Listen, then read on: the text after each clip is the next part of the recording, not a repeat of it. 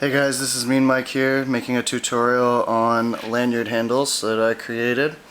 The first thing you're going to have to do is make a monkey's fist. I made it two-tone because I like the way it looks. I'll post a link on how to make a two-toned monkey's fist.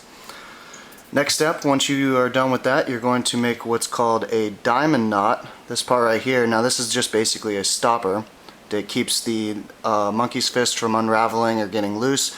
It also keeps this nice and tight. Next, after the stopper, you're going to do a millipede weave. I believe that's what that's called. And you are going to, let's see if I can get this not unfocused, going to weave in a swivel. I personally like to use shark fishing swivels because they can hold up to 500 pounds. Alright, let's get started. Here's the monkey's fist I'm going to be using. This one's an 8-pass monkey's fist. I make these for my rope dart heads, which I'm currently making for my friend, but I'm just going to use it to show you guys how to make a lanyard because I don't feel like tying another one completely.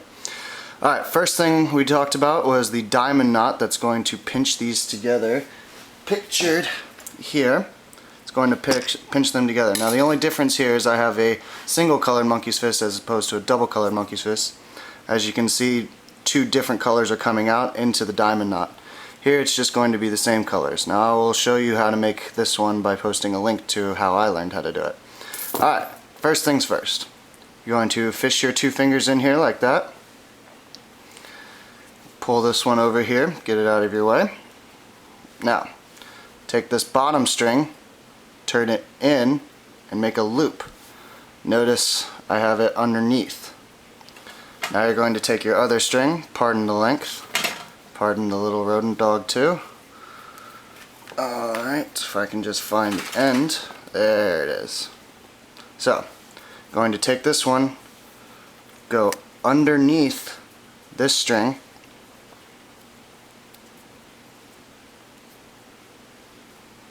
then over this string and under this one down here. So over, under, and pull it through.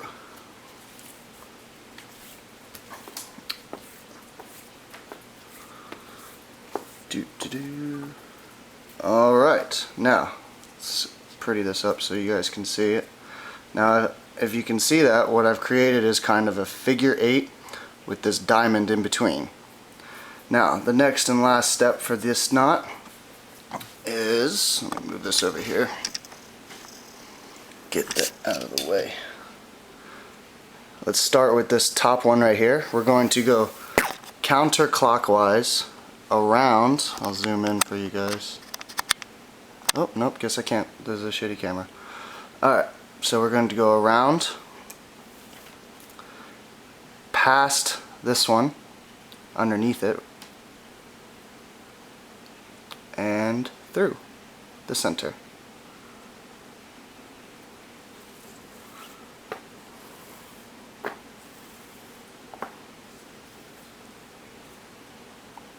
And now we're going to do the exact same thing with this other one. Continuing the rotation, going to go past this one and come through the center diamond.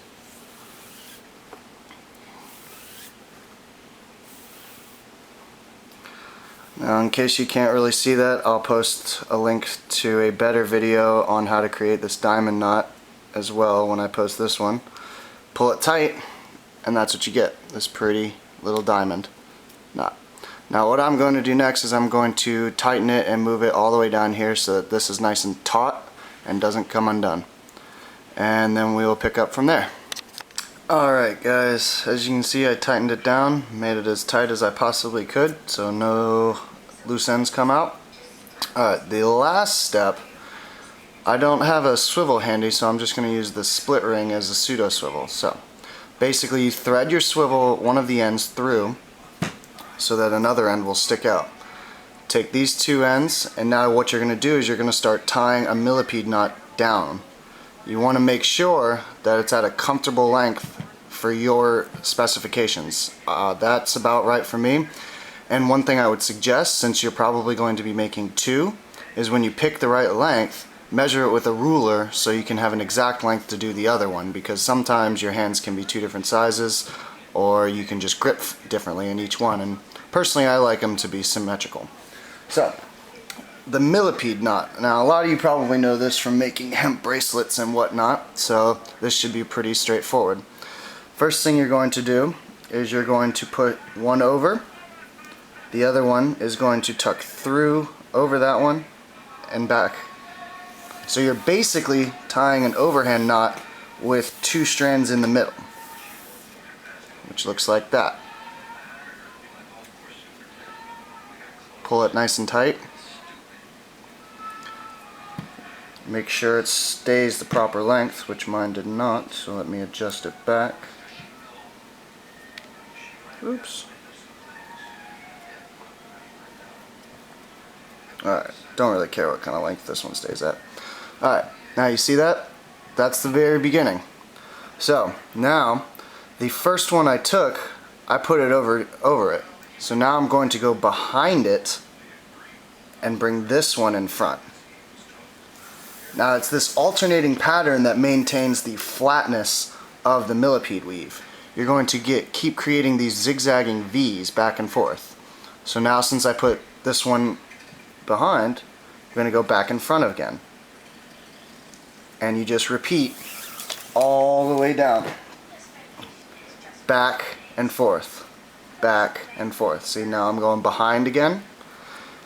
Now, a trick if you're doing the two-toned ones is, since you're going to be having two separate strings, that actually really helps maintain this pattern of going back and forth, because one of the colors is always going to be in front of these two strings and the other color is always going to be behind. Now they're going to keep switching sides which color comes out, so that'll really help you if you do these two-tone ones. But now you just continue this all the way down until you get to the very end, and make sure you push up on them to make them nice and clean and tight. Continue all the way down. I did 10 of these V's, so this would be 1 and 2 all the way down for my hands, but I have kind of big hands. And that's pretty much it, you guys. You keep doing that and you'll create this, the lanyard handle. One last thing I forgot to mention. To finish it, you're going to pull it nice and tight at the very end. Make sure that you've put the maximum amount of V's in here that you can, the millipede knot, and then burn the ends. Since this is paracord, it'll actually melt a little bit and you can actually fuse it together. And the best part about paracord is, let's say you get into a survival situation, you can just unravel this and then you have like about 6 to 10 feet of paracord that you can use. And this stuff can hold 550 pounds. Pretty strong stuff. Alright, have fun guys.